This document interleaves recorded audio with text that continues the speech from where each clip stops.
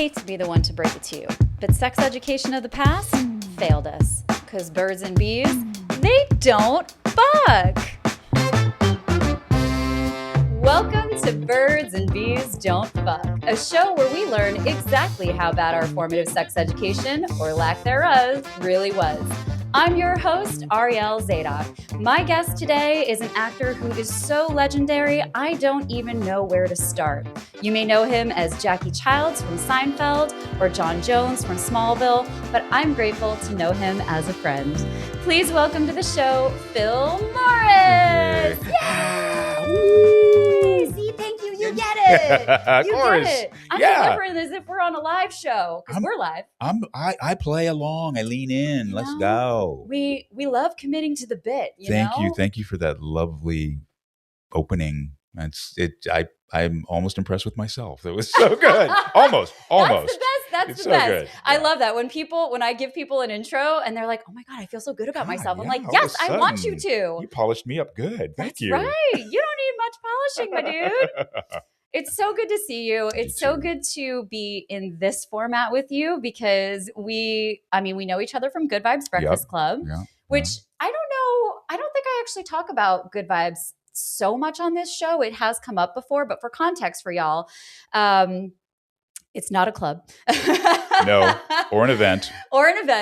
It is a thing that just exists. And the very, very short of it is that specifically over the pandemic, that's really when it was like the height of when Breakfast Club was a thing. It still is a thing, but every Friday morning we go up Angeles Crest. We go to Newcomb's Ranch, which has been closed since the pandemic. But once upon a time, we actually did have breakfast there. And we sit in a parking lot. And hang out talking life and cars and stuff. It's just, the way I tell people about Good Vibes is that it's not a car club. It's not a car meet. It's not a car event. It's just a vibe. Yeah. And we use cars to literally drive up there. That's part of it. And if you have a really nice car, that's cool. But if you're a really cool person, that's all you need to bring. You're welcome. Yeah. And they ask me, when does it start? I'm like, when you show up. Yeah. It's not like that kind of party, which I really appreciate. Same. Especially as a late sleeper. Yeah, me too. I don't get up for anything except for golf and work. That's it. Yeah, period. Same. I'm like, if I have to be on set at 4:30, no problem. Yeah, I'll be there. Yeah, I'll be there, bushy tail, bright eyes. Mm-hmm. But I don't even work out that early. I'm not. The people go, I get up at 5. I do my workout before everything. No, not me at all. But Good Vibes, I will wake up early to get up there. Yeah. Because it's worth it. It is. It's such a good energy. And I've met such wonderful people like you and Jay and Matt. And the list is long. It is. And I really needed it. I need to get out of LA every week and just cohabitate with good energy. Mm-hmm. Yeah. And I think to your point of needing it, it was and still is, but really over the pandemic, it was kind of the only thing that we could do. Everyone was inside. Everyone was in masks. We couldn't go anywhere. Driving was for sure the thing to do. I mean, I went on the best drives over the pandemic. The roads were clear. I mean, it was beautiful. The weather was great. You're safe. You're in your own capsule a little bit. Yeah. The world around us was like crumbling, but in your car on the road in the mountains, it was just like everything is wonderful. I feel free. Yeah. And then, so we would do this every Friday and we had this, it was just like this time to escape reality. And in the beginning, we were all wearing masks, even though we were outside. We didn't quite know that, you didn't necessarily need them outside. And we had no information on the pandemic. Right. So here we all are outside in our masks. And it just became such a connected experience. And the thing that I have consistently said that I really and truly love and appreciate about Good Vibes is that it has created a space for men to share love and vulnerability and joy and pain. And I have seen such beautiful conversations between men and brotherhood and connection and things that you take this idea of toxic masculinity, and not saying that like there are not like shitty dudes that come up there. Of course. Like, people, period. Again, like it's not a club, it's open. Anybody could do this at any time. But what I have seen in the relationships that I have seen grow in that space and the conversations in that space have been so beautiful and impactful, and to see the support between men has been absolutely beautiful to witness. It's humbling. It's humbling, and it's ironic that it's in such a male oriented sphere, which is the car world. Mm-hmm. Oh yeah, we go deep. Yeah. I mean, I have had so many intense conversations with so many different people, men, women, black, white, gay, straight. It doesn't really matter. Yeah. If you're a human being on the planet, we all go through something. We're all journeying somehow. And when we get to good vibes in some way or shape or fashion, we drop our filter. We just are there with each other. We listen, we hear, we respond. It's a very safe space. And I've appreciated it. My relationship with Jay and Nicole were the ones who actually kind of started this ball rolling years ago. Mm-hmm. He's one of my best friends now. Yeah. As a result of exactly what you're saying. Same. Because the safe was so space. The space was so safe. Yeah. Speak much. Yeah. I got 2 union cards. That's what they have for a living. Yeah. That it's created these relationships, and that Jay's just one of them, just one of many examples I could give. So I really appreciate you saying that. Yeah. I hadn't really lighted on that thought until you mentioned it, but there is nobody I talk to that we haven't gone deep, and it's not like carburetor car deep. It's much deeper than that. It's carburetor life deep. Yeah. So. Yeah. There have been so many moments up there, and like, I'm an observer. Yes, I talk a lot. Y'all know I talk a lot up there too, but I am also an observer. And one of the things that I really love to do is just witness people building relationship. I think that's a beautiful thing. I was actually just over Valentine's Day weekend. It's a girlfriend's birthday. And so she literally created a retreat for 10 of us. It was amazing. It was I think I saw parts of that. Yeah. Yeah. It was in Joshua Tree. It was like the most magical thing. Which is gorgeous. It was gorgeous. And there was a period, there was one of the nights that we were there, I was mostly just vibing that night. I wasn't really super talkative. I was just kind of very happy to like witness everyone. And there were 2 women that just like connected. And so I watched them, and several of us watched them, but like I really was just I guess I'm good at bearing witness. And I just watched them totally fall in love with each other and vibe all night. And they were just like in this little pocket, and they were in their conversation, and this like, it was just like, they were just in these little spaces around the house. And it was so beautiful to witness this friendship and this connection, just like when 2 people meet and they just connect and then they're off to the races. It was so beautiful because it was literally the whole night. Anytime I looked around the room, it was like, oh, they're over here now. Oh, they're over here now. How brilliant. And they were like, just lights going from place to place to and place. And they were both like dancing in their own, like they each had their own vibe of how they were like dancing and talking. And they would just be in like different areas. I wonder if they knew each other before, or if they see, didn't. This is where we need to get to. We need to get to the place where you carry you and I carry me, and we accept and appreciate each other. Yeah. Where we unite, not where we divide each other. Mm-hmm. Not where we can hug and not point fingers at each other. Yeah. Where we can hold the mirror up and go, I'm very much like you. You're very much like me. Not where we're different, but where we are alike. Mm-hmm. And when we see those commonality, those points, we can drop our stuff. Yeah. We can drop our fear. We can drop our preconceptions, our bigotry, our prejudice. Right? Yeah. So I have a theory about all that. What separates us from the animal kingdom? We're not the biggest, we're not the strongest, we don't have the sharpest teeth, we don't have the sharpest claws.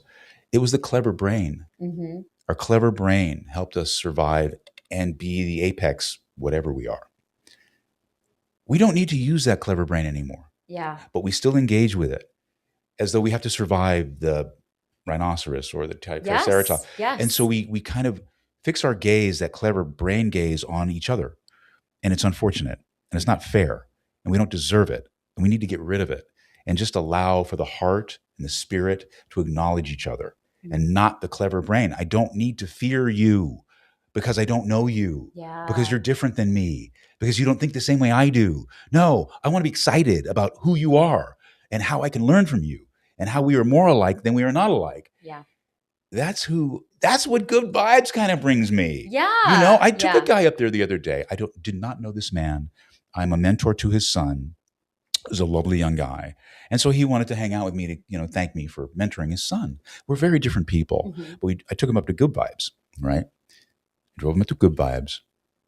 I must have gotten hugged by 10 people in 5 minutes, right? That's normal. And I could see this guy's head just swing. Yeah. Where am I? What? And I'd see another person. They'd be like, Phil, I'd be Frank. Jason, what's going on? Ariel, Sarah, what's up? Yes. He saw us hugging and loving each other so much, he didn't want to leave. Yeah. He had a date later and a thing later, and he's a high-priced guy and a high-profile dude buying a lot of cars and all that stuff. He had never experienced that in this world. And to see him get the hit that we get every Friday we're there, it was and mind you, it's so also awesome. You go on this absolutely extraordinary drive. Yup.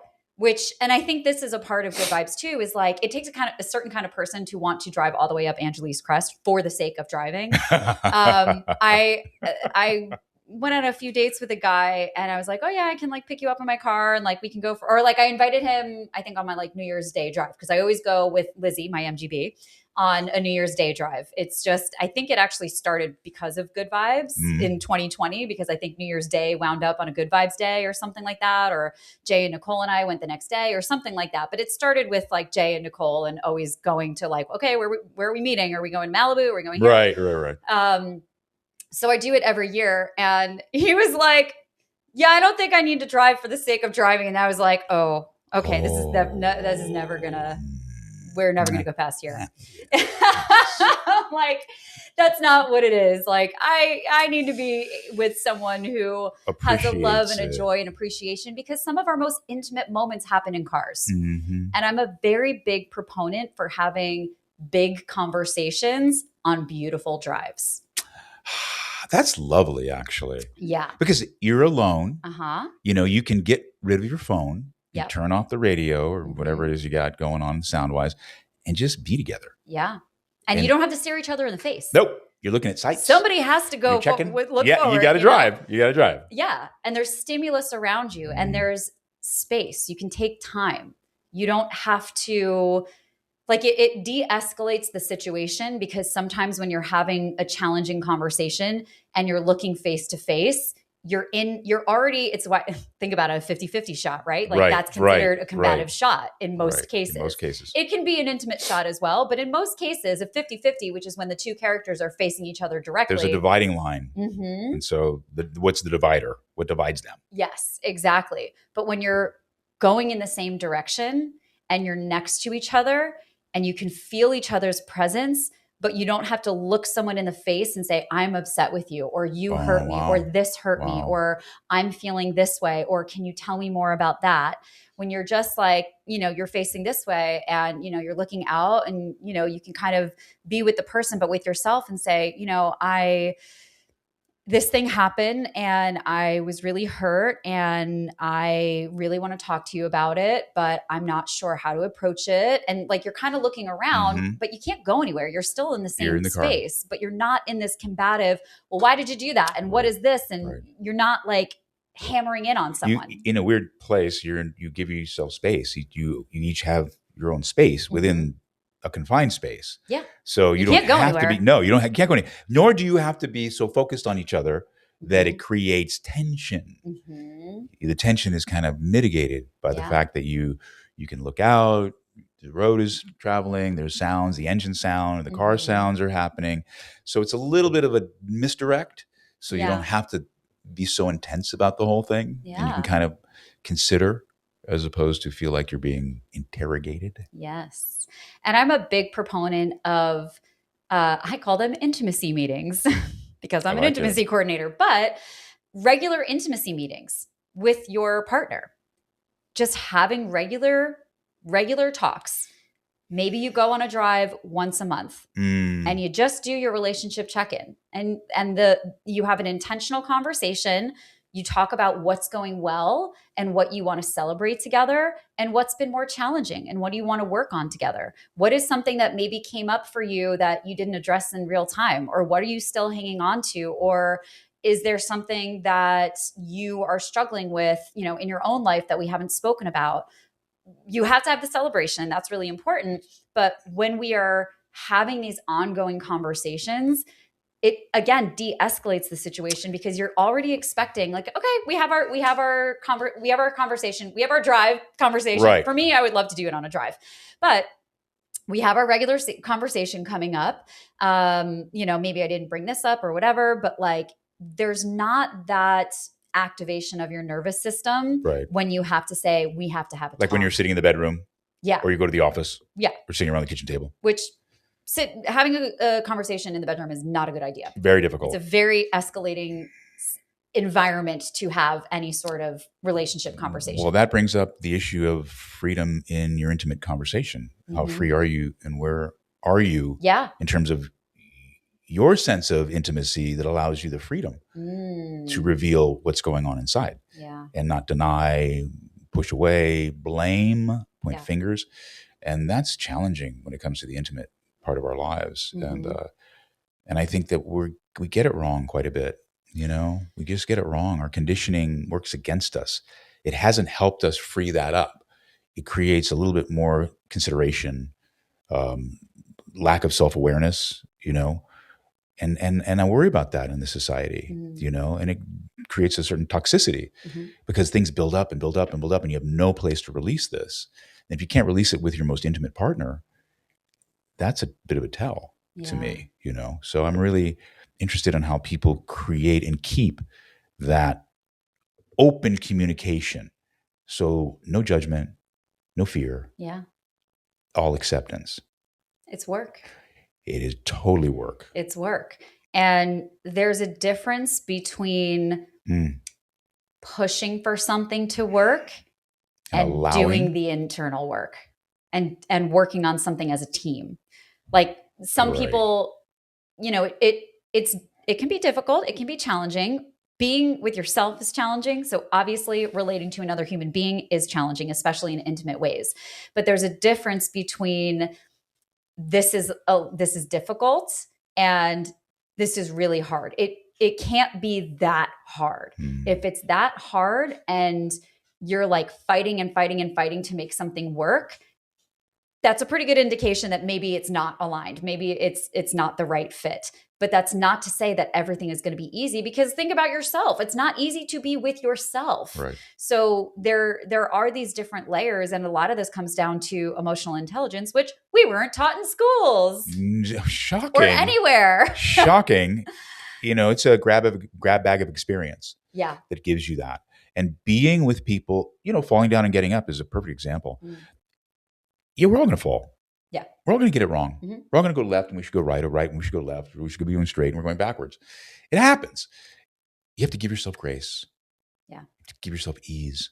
And so you have to give the other person that as well. You can't ask for that for yourself and then not give it to them. Yeah. And when you do that, you'll find less resistance.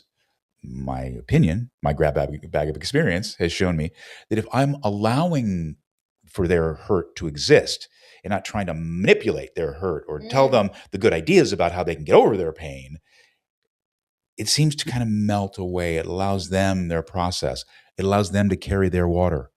And you can't carry someone else's water for them, no matter how smart you think you are or how aware or evolved you think you are.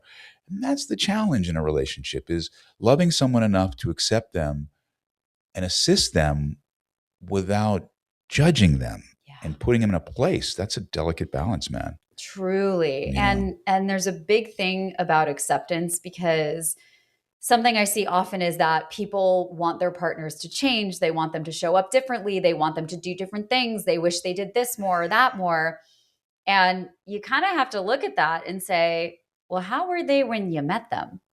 Because whoever you meet and whoever you decide to date, get engaged to, marry, whatever, you got to accept them for who they were when you met them. You cannot fall in love with potential. You cannot expect somebody, everything is a co-creation, yes, but people come to the table with who they are and what they've got and how they behave. And you need to determine, is this something that fits for me, that I can work within? And how I am naturally, is that something that works for them? Or am I trying to, I fell in love with this person, but man, I really wish that they were more like this and more like this and more like that. And that is what happens a lot. Not to say that people don't change over time, and that can be frustrating because it's like, well, you used to be like that. Also, people change over time. Yeah, that's right. We grow. Mm-hmm. It's different.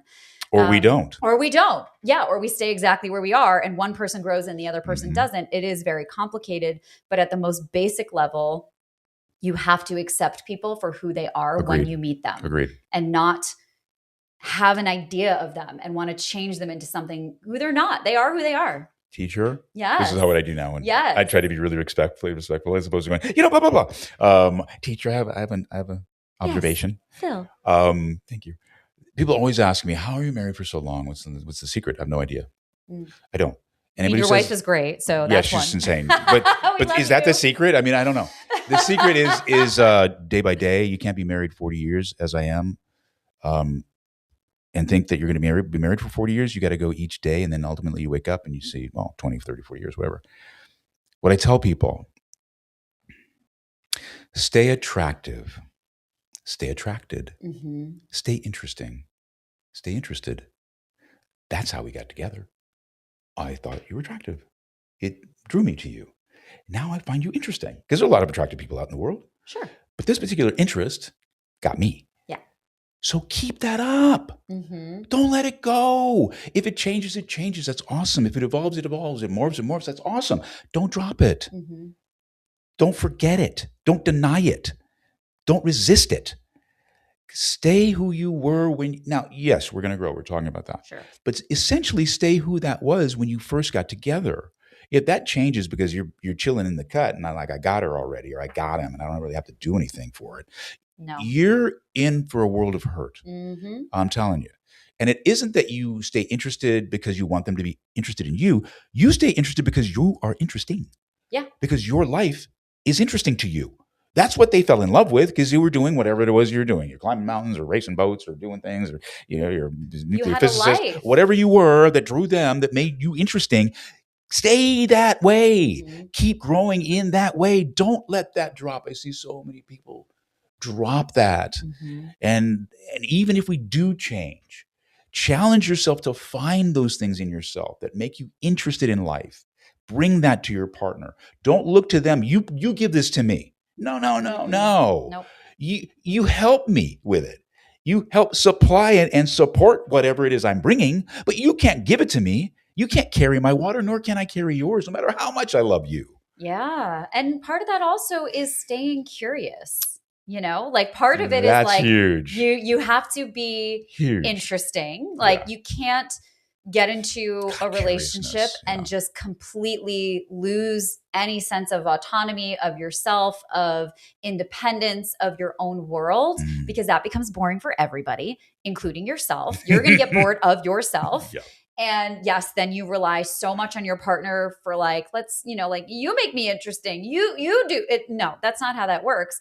And you have to stay curious about the world, curious about yourself, curious about your partner, curious about sex, curious about the world around you. I mean, it's that curiosity that creates novelty, and novelty is essential for sex through the years and for intimacy and for connection and for all of these things that people crave that you get bored because you're not being curious. You're not learning new skills. You're not stretching your brain or any of that. That's all I do. All I do. I mean, I'm not advertising anybody, but I do Duolingo, right? This language app. I'm learning Chinese, Spanish, French, and Italian all at the same time, right? I got to get back on Duolingo, actually. I'm going to do jump speed. I'm going to do all of them. Yeah. I'm not doing them so that when I travel the world, I'm so fluent. I'm doing them so my brain is active. Yeah. So that the life interests me, so that when I watch the Olympics in Italy, I might be able to pick up something really interesting that the commentators don't really get. Yeah. Everything to me is like that. Cars are like that. Yeah. I might not be into your Vega, right? Whatever it is that you drive. You know what I'm into? You. Yes. You being into that You thing. being into that thing makes me so into it. I cannot tell you. Tell me your nerdy stuff. I love it. I love a nerd. I'm all into it. I mean, sometimes I do get bored, but. they're very interesting. We are very, very interesting. Yeah. I do a lot of conventions, comic book conventions and stuff because I've done a lot of comic book stuff. That seems so much fun. I love it because I got to come dressed as a character just because I love the show. It would be so awesome. Yes. And because I do a lot of stuff that's like this. It's on the media and you see it on TV, but I don't get the audience hit, It's not like live where I get the, yeah, you were so funny. So in these conventions, I get a chance to hear what people feel about the work. And it's so humbling. I am so grateful for all of you little cats and kitties that come out to see any of us, whether it's me or my other buddies and friends and stuff that are at these. We really appreciate your love. It is why we do it in a way. Yeah, it's for us, but I would just be doing it by myself in a bathroom, reciting Shakespeare like I did with you today. Which was very impressive. It was fun. He came in here spouting out some Shakespeare to me, and I was like, "Oh, Phil, hello." Super good. But that's what these conventions do for me. It shows me again, to bring it full circle, the unity that we all are. As different as we are, you may not be black, you may be white, you may be whatever you are. You might be challenged. You might come up to me in a wheelchair. It doesn't matter to me. We're all a part of the same root. And we all love the same things. And that love unifies us, no matter what we look like or where we worship. And we need to find those points of commonality and connection so that we can make this world a bit better than it is today. It's community. I think you're absolutely right. It's finding different pockets of community. And the more interesting things you do and that you're into, the more you're going to find different communities. People often ask, like, where do you meet friends? Where do you meet partners? Where can I find people to date? It's not going to be on an app. It's going to be in community. It's going to be because you are going out and doing something that you enjoy and you're embodying that joy and you have that curiosity and you are doing something interesting and you're interested in other people.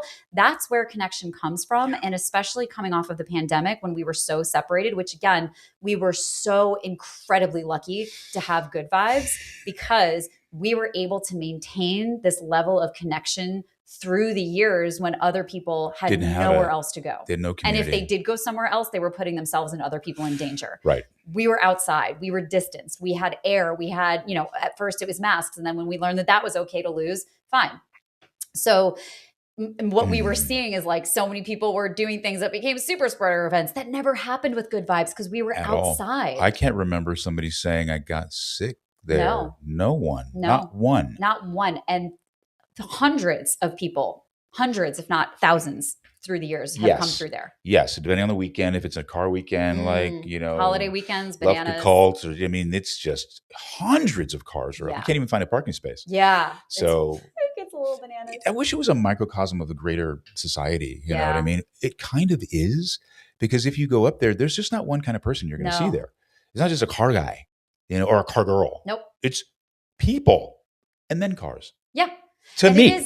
And there are other people that go up there that like learned about it on Instagram and whatever. Yeah. That's always going to be the way. Respect the crest, people. Like, you don't do the fucking over the double yellows and racing and crossing the mustard. It is so dangerous up there. So, respect the crest, respect the crest, respect the crest. Can't say it enough. No, respect the crest. I'll say it again. Don't be a fucking dick. Don't be a dick. The whole crossing the mustards and all of that. We do see some stupid stuff, so be careful. But for the most part, especially like the core group of us that were there over the pandemic, every single Friday, don't tell Disney I used to sneak up. Yeah, it was good. Do you remember that? Super good. I would sneak up and be like, I'm in, I'm out, I gotta go. Don't take a picture of me. Don't take a picture of me. Yeah, because I had to, it was just such an important part of all of our experience. But to your point, there are so many different types of people that come up there, and it is a community, and it did really serve a big purpose, and it still does. And I think for men especially, there are so few spaces where it feels safe for you to be vulnerable and find brotherhood and find connection and hug.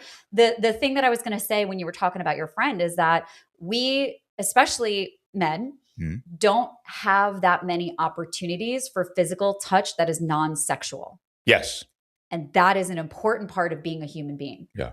We need those. I have it all over the place. And I'm a hugger, as you know. I'm a hugger. And I like to know you in the hug. Like if I hug you and you're giving me this, I know you. If you're giving me this, I know you. You know what I mean? Yeah. If you're like, hey, I know you. Yeah. It's it's a filter that's very interesting to assess. That is really interesting. I think it also might be I'm a woman, so it's a little bit different for me, but it still is information of how, and also whether or not I'm willing to hug someone, if I trust someone enough to give them a hug and let them get that close to my body, especially in those spaces. You know what I love the most? When you go up to a dude and you go to do this and they're like, no. And then you come in. You know what I mean? You're like, give it, dap it up. No, bro, give it up. Bring it in. Those are my guys. Yeah. We got a lot of huggers up there. I gotta say. We do. A lot of good huggers. Yeah. And I will say also, for the most part, the dudes have been really good to women up there. Like for me anyway. Like people. Well, you can speak to that because I have no clue. Yeah. I mean, I have not had too many negative experiences. I've had negative experiences at car.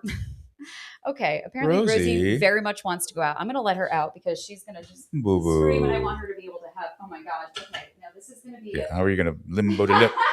She is, yes, she's a dancer. Oh my God, this dog bosses me around. Well, then you're a good mom then. Yeah. I appreciate that. Sometimes I have to just be like, Rosie, no, but that was a simple thing. She just wanted to go outside. So if it gets noisy in here, that's fine. Okay. So you open it and she's now looking at you like, she's going to come back inside. Maybe I needed a little bit more than that, Mom. Yeah. She can squeeze out of there. You're fine. And Rosie comes up there too. And it's fun. We love Rosie. Yeah. I mean, she's a little old now. It's a little much for her to do it, but she used to always come up with me and, I'd have her my little forearm snoozer on my... I bring my daughter's dog, Kona, comes up and little Kona is good. She's in Indiana playing. now. Yeah. I think they've met. They met. Yeah. When we opened Newcomb's and they were running around the kitchen a little bit. Yeah. Nicole's birthday. We were up there together. Awesome. Yeah. Love you, baby. We love you, Nicole. For sure. She's always watching. Always. Hello, baby girl. Mm-hmm. Guiding she'd probably fucking hate me if I called her that. Guiding. You're like, who are you talking to? Yes. I don't even know what I was saying, but I do want to ask you. Sure, let's go. Where did you grow up? I grew up here in Los Angeles. My father's a man named Greg Morris from the original Mission Impossible series, not the movies, but the series that ran from 1966 to 73 was the number one show in the world for years. When it started, I was 7. So I'll give you a clue about how old I am, because I don't give a crap about that. But I was 7 years old and it changed our lives. Yeah. I mean, I went from this little black kid who was in a school of many, many, many, many other black kids. We moved to Beverly Hills, literally like the Clampetts in Beverly Hillbillies. Yeah. Overnight, I was one of 3 black kids in a school. The other 2 were my sisters. And it just changed our lives exponentially. We became representations of an entire culture because my dad was one of the very first to do it on that level. And it was great for me. And my sister could speak to a different experience, but for me, it was phenomenal. To live life on that level with those vibratory people, once in a lifetime. I mean, the biggest of the biggest, the best of the best, the greatest artists in the world. I was exposed to it at a very, very young age. I was always a little bit wary of showbiz, because I'd seen it I knew how the sausage was made. Yeah. It's not always pretty. And I realized that fame and fortune and all that weren't the answers to your problems. And being the first, which my father was one of the first, it's not the answer. Mm-hmm. You always want to be the first black president, That shit is hard. That's hard. That's thankless. So I got rid of that. And I realized that the value in life lay in this. Mm-hmm.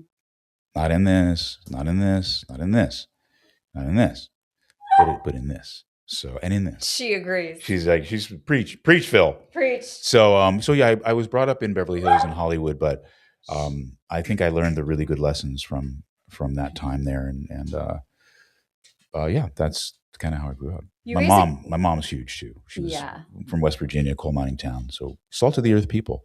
What a big difference to go from a mining town in West Virginia to Beverly Hills. Like what crazy. What a trajectory. And because it was, I don't know what your mom did, but like I think it seems like it was her husband that did that. So it wasn't even like her thing that she was doing. It was her husband. Jeez, Rosie. Rosie, you're loving this show. Like a bone or something. Like, yeah. Oh, of course she's. Right when we're killing it right here, Rose. We're killing it. Let's see. What do I have for you? I'm probably being a bad parent by trying to give her some stuff, but Oh no. Sometimes you must appease your children. Sometimes. Here, baby. maybe you could do that and be satisfied for a short period of time, perhaps. Well, I'll tell you an interesting story about that West Virginia thing. My grandmother, my mother's mother, her first visit to California ever, came to our house in Beverly Hills and all that stuff. And then years later, my parents were living in Las Vegas, and I was looking at my mom's piano bench, and there's a Bible in there. And it was my grandmother's Bible with a note in it. And it's her thoughts about visiting California for the first time. Nobody had ever seen this, ever. And I'm reading this note about, I had no idea that this man would take my daughter and make magic with her. The journey, I am in Beverly Hills, a Black woman from West Virginia. I can't tell you how proud I am. This man has made my daughter a princess.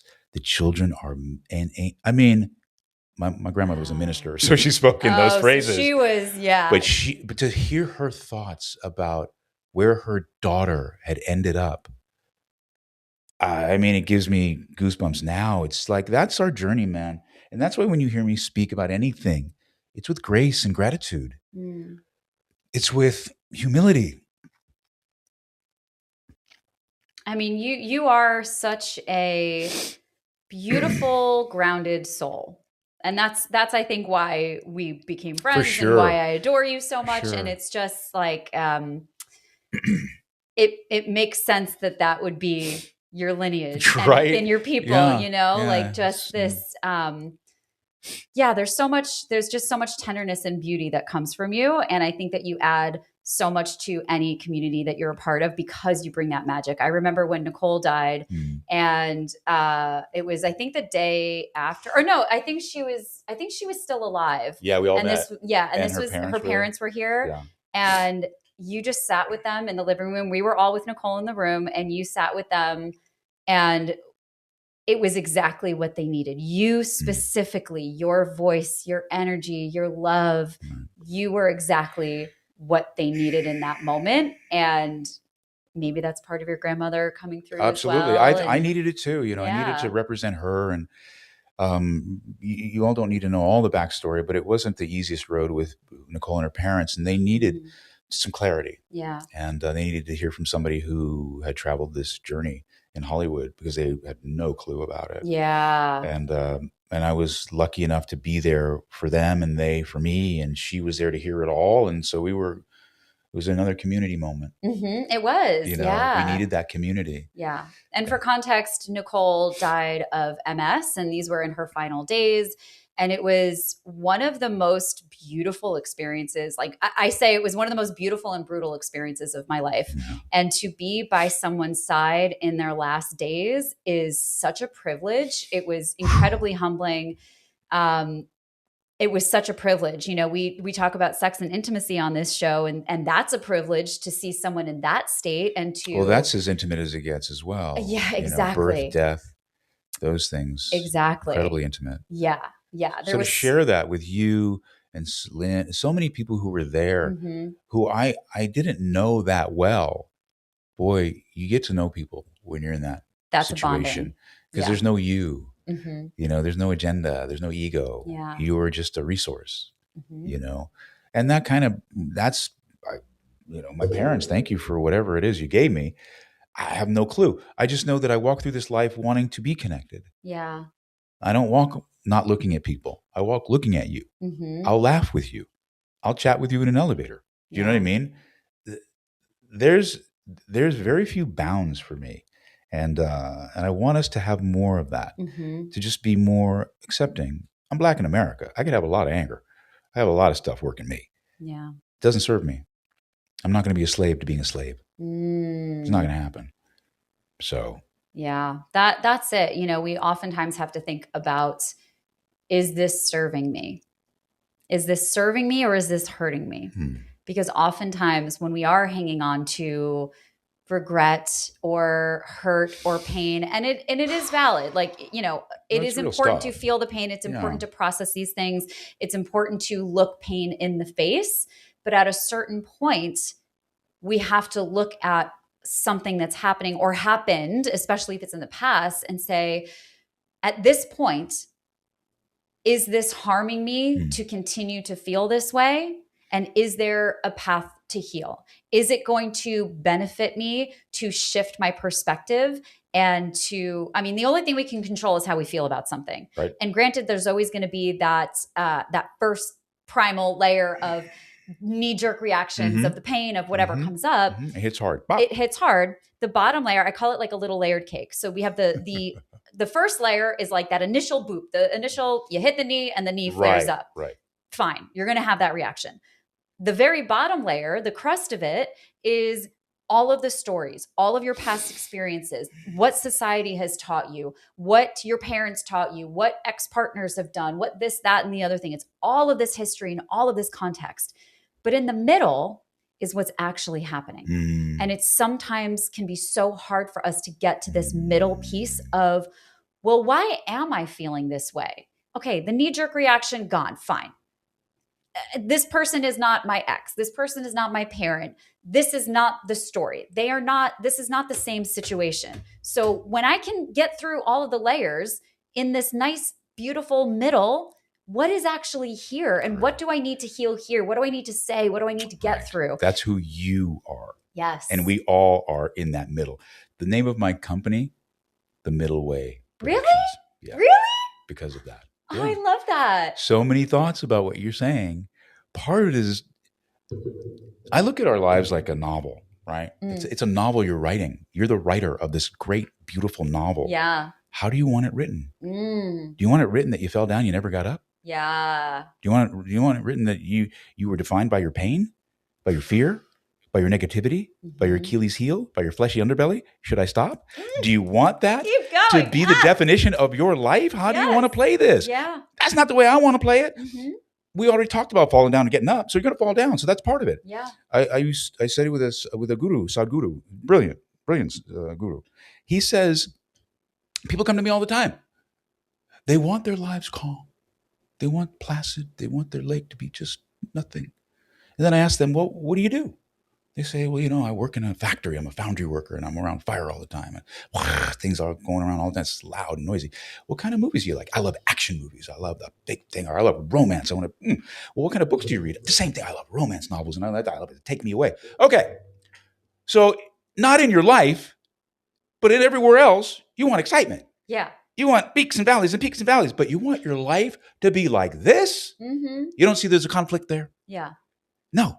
Live your life with the peaks and valleys and the thing, and the moments of placidity and calm. That's just a moment. That's not your whole life. So accept all the moments of big and small and peaks and valleys and heat and cold. That's life. Life isn't this. Yeah. And he's got to teach people not to want this. They think this is what they want. That's not what they want. It's not realistic. No. It's not what it is to be a human being. What we want is the acceptance of the journey. Yes. Whatever the journey is. Yeah. And whatever it is, that's yours. Accept it. Get excited about it. Find out more about yourself. You're the novel. Keep reading. Find out what's on the next page. Come on now. Yeah. Well, that I can apply to me, and it's been a rough couple of years working in production, and I'm in a very interesting place. I wasn't planning on talking about this on the show, but here we are. I've been in a very interesting place where, I took the last few years to like go all in with intimacy coordinating, go all in with sex coaching, go all in with these things.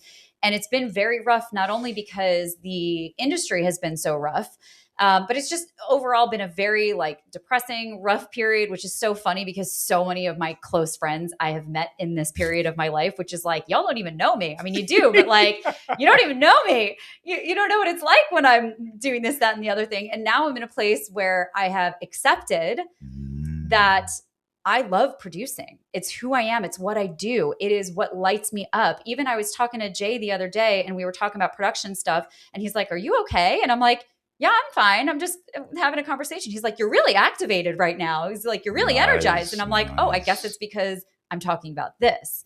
And there's that layer of acceptance in there of actually, it is possible that the reason why things have been so difficult over the last few years, even though I was doing this thing that I really wanted to do, and even though I was kind of checking off some boxes that had wanted to be checked off for many years, there is a reality that is not what actually makes me happy. And it is possible that the reason why these last few years and this section of my story, because it just made me think of like this chapter of my life and this chapter of my own story, it is possible that it has been so difficult and so down, and I've like not made any money and all of these things because I'm not doing what I'm supposed to be doing. I'm not doing the thing that lights me up. I'm not doing the thing that I'm gifted at, because there are a lot of shitty producers out there, and I have worked with them. So have I. So, and people tell that to me all the time too. They're like, you're really good at it. Like there are not many people who are actually really good at this job. You're really good at the job. You should do it. And so that was a really interesting realization. That's and a new perspective on looking at this past chapter. Isn't that, and it's ever evolving. There's no period to the end of the sentence. No. It's a constant run on, totally improv that we're doing. 100%. You know, and it's all perfect as far as I'm concerned. Yeah. Even the stumble, obviously the stumble, because then that helps me figure out how to get up. Yeah. You know, now I have another tool that I can use. I didn't have that before I fell. Oh my God. I'm coming back with so much more emotional intelligence and policy. I've written this project. Same thing. It's a wonderful project. And when I can talk about it, I will. I'm in a bit of a deal with somebody else, but I haven't heard back from them. So the thing that I wrote them was, I know time is of the essence, but also time is of the essence. Yeah. So I've written this thing. I just auditioned for another project that's actor generated. The actor wrote it, created it, executive producer starring it, and it's killing for the network. Wow. I said, why? Because we've done both good and bad TV. That's right. I've had to appeal to the audience and the executive body. I've had to bifurcate my life in order to be successful as an actor. Now that I want to make my statement, I know what it takes. Yes. I know what'll work. Did I know that before? Before 40 years in the business? No. I didn't even have the impetus to do that. All I wanted to do was act. Now all I want to do is create. Yes. And this is the place of creation for me. And I have enough energy to go the extra mile for this particular project. And that's what I told him. I said, so I'm not going to wait for you. I appreciate the project has been generated as a result of our relationship, but I ain't waiting for nobody ever again. Yeah. Well, that's new for me. Because in the past, I'd be like, oh, I sure hope they like it. And, you know, it's a pretty big company and I don't want to piss them off and I don't want to step on toes. I could give a crap right now. The project is what's important. I'm what's important. You're a facilitator. And it took me a long time to understand that. Yeah. And that's where I am now. I don't hustle any longer. I don't hustle. No. I work. Yeah. I work, but I don't hustle. Not about it's not healthy. Pleasing you. Yeah. That's not healthy at all. Yeah. No. It's about sustainability. It's a marathon. It's not a sprint. Not a sprint. You know, we cannot approach, especially this industry, like we can't approach it as a sprint because that's how you burn out. I wish I could give that to the younger generation. I didn't have it. I think they're a little bit better than even when I was coming up. I mean, things so. The overall status of things is way better than from when I was growing up and when I was coming up in this industry, for sure. They know more. They're exposed to more. We have less. And there are more women on sets too in positions of power. Like, thank God. I used to be, especially as an AD, like I was the only woman around. Yeah. Maybe there would be coordinators, which, you know, I was doing that stuff too. But like as an AD, especially, I'd be the only woman around other than, you know, the glam squad. Right. Well, I just came off the Upshaws, which you have to watch on Netflix. Wanda Sykes, Mike Epps, so fun. Kim Fields, so awesome. Do it. All the executive body are women. All the executive producers, the writers, the directors, everybody. Yeah. I felt so safe, so protected, so supported. I mean, it was one of the funniest, one of the most congealed, gelling, beautiful, creative sets I've ever been on. Yeah. And from the top down, Regina Hicks is the executive creator. Oh, she's great. I love them. I love them. And so, hey, man, I'm here to say that's different. When I did Wanda's show, when it was Wanda at Large, yes, she was a creative force, but it was run by men. We had a very difficult time. She had a very difficult time getting her ideas across. Now, not. Yeah. Now she's the executive producer. I'm on stage and we're doing the run through. She's sitting in the chair. I'm like, go girl. I love that. Woman, you do your thing. I saw something really interesting on TikTok. It was a guy it was just like or TikTok, I guess they're called. I don't know. I'm so old. I don't know. I have no clue. But he was talking about how women, obviously this is extremely binary, but how women were meant to be leaders and men are natural subs, because men they thrive in direction. They thrive when it's like, can you go do this thing for me? Can you go do this? Got it. Yeah. Yeah. And then there's there's that like reward system for them. We're like, which may be why women make in many cases better leaders, because, and it's not about like being a little puppy dog. It's about being in an act of service. Like a puppy dog. Sorry. Well, I guess I don't know. I'm the dude. Did you just see that my puppy dog? I'm the dude. I was serving her. I can rock the dude thing. And so sometimes I'm just saying, we're just like that. Yeah. And that's not a bad thing. That is an absolute power and strength.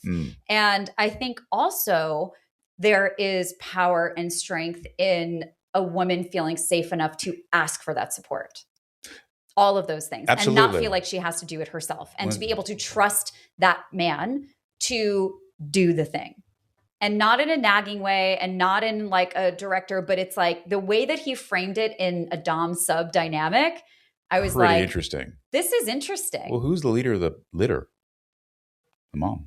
Yeah. I mean, the dad's just there. Yeah. Just hanging out. I used to liken it to Lions of the Pride. I am a Leo. So yes, indeed. So female hunts, provides the whole thing. Lion just hanging out, Yep. Until he needs to get up and smote. Right? Yep. The woman goes, "Hey, we got some hyenas over here messing with the kids. Can you go take care of them? Go smote. Can you go smote them for me in a minute?" And Lion comes in, smoke. Yep. As soon as it's done, he goes right on back to sleep. And his flies are on him and messing around. The woman's out there going, let me clear the way for the. So, if that's the way it happens in the animal kingdom, we're animals. We're no different. We've just couched it differently. We use the clever brain. Yeah, the clever brain. Not so good. Yeah. Not so clever. I would much prefer the authenticity of the female as opposed to the manipulation. Yes. My opinion. That's my opinion. And then it raises an interesting question, because in like now we're talking domestic labor and how much domestic labor women do of running the house, doing the labor, keeping up with everyone's appointments, doing this, doing that, paying the bills. Like, it is it's such an interesting conversation, and like we do not have time for it here, but it is an interesting. Come back. I know you should, for sure. I still haven't even asked you about your sex education, and we're like 45 minutes in. I'm ready. So wait, let's just skip to that. Also, I just want to put a little pin in the fact that like women leadership, also they do all the work. Men shouldn't be lazy, but also they love having jobs. I don't know. It's a fucking complicated conversation. Super nuanced. Super nuanced. There's so many layers there. Holy shit. But it's so fucking interesting. But what do you remember about your sex ed? And did you remember anything? I mean, you were 7 when you moved to Beverly Hills. Yeah. Okay. So you probably didn't have anything pre-7 in the old neighborhood. But do you remember anything from any sort of basic sex education, which was in health class? They call it health class, right? So basic fallopian tube stuff, penile stuff, spermatozoa. I mean, just literally the brass tacks. Has nothing to do with intimacy or cohabitation or conjugal, nothing. It was really only, this is how this works, this is how that works. And then you're kind of like, now it's recess. Now you go out to the playground and play handball. Yeah. Yeah. But it wasn't nuanced at all. It wasn't geared towards any age group. It was just kind of like, it was almost like a science class. Mm-hmm. So I had to figure it out myself. Yeah. And you started acting. How old were you when you started being on set? Well, I started very early on set. Well, because your dad. Yeah. Yeah. But I didn't make a conscious decision to be an actor until I was the ripe old age of 17. Oh. I know. Woohoo. But that's all I've ever done since that time. Yeah. I've been very fortunate. It's been challenging, but I have done nothing but act since I was 17 years old. Yeah. So sex education was fast and furious. I grew up in LA, Hollywood, Beverly Hills. It was the height of the drug usage too. I mean, it was like cool to be doing cocaine and Quaaludes and all that stuff. It quickly became uncool. But I was in that window where, people had bowls of Coke on their table in Beverly Hills. I mean, it was a real thing. So my sex life was incredibly wild as a young man. And that's why I got married early, because I felt like, I can't keep doing this. This is not a winning combination. And I found a woman who was just phenomenal, and I knew her for a long time, and she was exceedingly beautiful. So I was like, well, this is it. I was 24. So that's young to be married. So young. I mean, at that time, I think it was like a little more normalized to get married at that age. Yeah. But certainly, I think all of us know people who got married at 24 that got divorced pretty soon after. And so, there is something to be said, especially as you had the experiences that you had, and especially like being a kid in Hollywood. Holy shit, being a kid and then being a kid actor. Like 17 is still a child. They're a baby.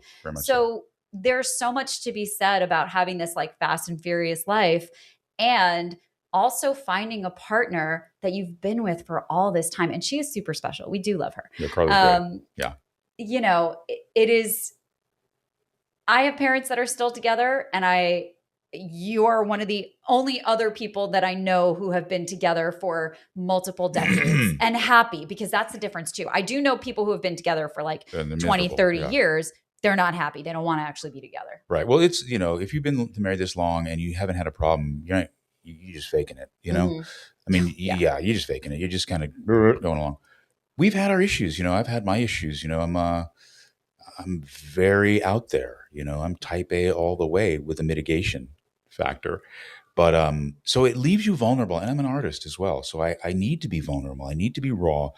I don't want to be cross lines like driving up the mountain, don't cross the mustard. Exactly. But sometimes in life, you have those moments. You have to live through those too. Mm-hmm. And if you're going to be together, you're going to have to accept those moments and move on together. And if you can't, you're in trouble. So we've been fortunate to be able to do that. And, it's a weird journey. Just the best way I can put it. You just have to be accepting of the journey that you're on and make it your own and love up and accept them. And hopefully they do the same with you. Mm. I think we've had problems when it's been imbalanced. Yeah. When you are trying, you're looking for something that isn't there. You're trying to move them into places that they really don't want to go. And you have to see, well, is that really where I want to go with this person? Mm-hmm. Or is that just my ego saying, I want the prettier, bauble down the street? So that's real shit. Mm-hmm. I mean, that's real shit after 40 years. It's real. So I'm sure your parents have stories about that too. Yeah. You got to be on the same team.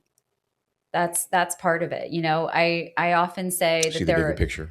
Yeah, like there are three entities or energies in this relationship. It's person A, person B, and the relationship itself. Mm-hmm. And sometimes the relationship and person B is going to have to do things to support person A. And sometimes the relationship and person A are going to have to do things to support person B. And sometimes person A and person B are going to have to do things to support the relationship. Exactly. But it's when we can really acknowledge that all of these things are existing as their own separate things coming together, that being not a person who's married, but who has studied these things, mm-hmm. That to me is one of the most powerful tools, is to really understand that like sometimes you have to take care of the relationship. What does each one of us need in this moment? And what is the best thing to move all of us forward in a healthy way? That's big. That's because the ego gets involved. You want what you want. If you're a passionate person like I am, then your wants are even like heightened in a way. And so you have to couch those and know where they fit within the context of your relationship. That's hence the bigger picture. Right. And if you're all willing, we're good. If you're not willing, the willingness. Oh my gosh. If you're not willing, if you're resistant, you have no shot. You have no shot. So in the will, that's where a lot of hope lies. Yeah. That you're loyal, and then you run into a wall, and then you have to look to see, well, is this person willing to help get through this? Now I can be more faithful. Yeah. If you're not, I'm by myself. I have to go through this impediment alone. Why am I in a relationship then? Yeah. That's not a relationship. Yeah. We're not on a team now. Exactly. What are we doing? So you have to maintain that. We're back to community. Mm-hmm. You have to maintain that, man. And if you don't, and how do you do it? Interesting, interested, attractive, attracted. That thing. Yeah. Go back to the simplicity of it, and that'll give you your answer. Yeah.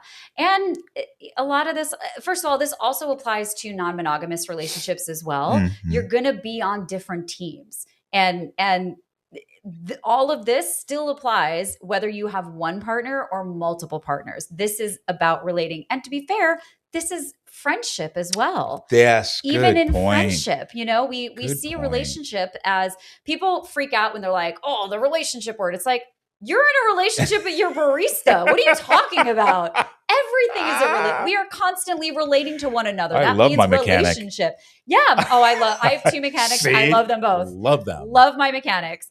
But that's a relationship. And we're constantly building and nurturing and navigating and all of these things. So, chill out with being so afraid of the relationship word. You're already in a relationship, whether it's a marriage, you just met, you're on your first date, you're already in a relationship because you are 2 humans relating to one another. Boom. Get the fuck over it. Boom. Thank you. Okay, so we are gonna play a game. Wrap up the public episode, and I'm gonna read the stories. We'll probably only do 2 stories, but I'm going to read the 3 stories that I pulled for you, and then you get to choose what you're most excited about, and then we'll tell the people where to find you. Okay. So this is what's going to be over on the Patreon. So if you want to hear our stories and you want to hear the reactions, you got to go to Patreon. So here are the stories that I pulled. The first one is, am I the asshole for ignoring my wife for throwing away my late wife's videotapes? That's one. The other one is, another one is, my 18 male son says my brother's wife, 30 female, crossed boundaries with him, and now my family says I'm overreacting. 46 female. Mm-hmm. That one was interesting. I try also not to read these too. So this is new to you as well. I try to make it new until I have a producer to do this for me. I'm doing everything. So I try to keep it new for myself too. So I make no guarantees. The third one I pulled is, do I, female 26, tell my boyfriend, male 26, his ex cheated on him? So those are the 3 stories that we pulled. Well, let's just name one that you're most excited about.